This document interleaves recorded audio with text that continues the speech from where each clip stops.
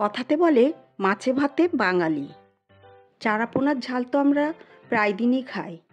কী এমন উপকরণ দিলে চারাপোনার টেস্ট দুগুণ হয়ে যাবে, আসুন একটু দেখে নিই। আমি মণিদীপা, আমার চ্যানেল টেস্টিমনি এলে আপনাদের সকলকে স্বাগত জানাই। আমার আজকের রেসিপি চারাপোনার ঝাল। চারাপোনা বানানোর জন্য আমি চারাপোনাগুলিকে ধুয়ে পরিষ্কার করে নুন হলুদ মাখিয়ে 1 ঘন্টার জন্য রেখে দিয়েছিলাম। আমি রিফাইন তেল দিয়েই মাছগুলিকে ভাজবো। গরম তেলে মাছগুলিকে ছেড়ে দিয়েছি। অন্যদিকে আমি মিক্সির জারেতে 1/2 চামচ করে কালো সর্ষে, সাদা সর্ষে, পোস্তর দানা, কাঁচা লঙ্কা দিয়ে একবার ঘুরিয়ে নিয়েছি। একটা টমেটো কুচি করে স্মুথ একটা পেস্ট বানিয়ে নেব। এরপরে মাছগুলিকে 2 পিঠ লাল করে ভেজে নেব। মাছগুলো এমনি ক্রিস্পিভাবে ভেজে ফেলেছি। কড়াইয়ে তেল গরম করতে দিয়ে দিয়েছি। কালো জিরে ফোড়ন দিয়ে তার মধ্যে আদা জিরে লঙ্কা বাটার পেস্ট দিয়ে দিলাম। মশলার সাথে কাশ্মীরি লঙ্কার গুঁড়ো, আগে থেকে বানিয়ে রাখা সর্ষে পোস্তর পেস্ট, নুন হলুদ। মশলাটিকে একটু নেড়ে দেব।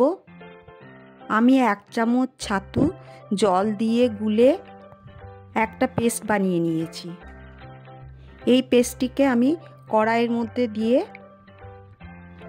আরেকবার নেড়ে দেব। তারপর আর ছাতুর পেস্ট যেন একসঙ্গে মিশে যায়। এই ছাতুর জন্যই মাছের ঝালের ব্যাটারের মধ্যে একটা ক্রিমি ভাব আসবে। এরপর মশলাটি একটু করে নাড়তে থাকবো আর একটু জল দিয়ে ভালো করে মিক্স করে ঢাকা দিয়ে দেব। মিডিয়াম আঁচে আমি 10 মিনিটের জন্য ঢাকা দিয়ে রেখে দিয়েছি। ঢাকা খুলে যখন মশলার কাঁচা ভাব কেটে যাবে তখন এক এক করে মাছগুলি ওপর থেকে দিয়ে দিলাম।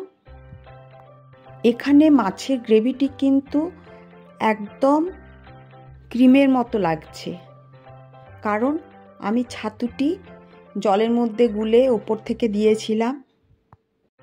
এরপর উপর থেকে ঢাকা দিয়ে দেব। কিছুক্ষণ মাছের ঝাল তৈরি হয়ে গেছে। এরপর ওপর থেকে আমি আমার হোমমেড আমের আচারের তেল ছড়িয়ে দিলাম।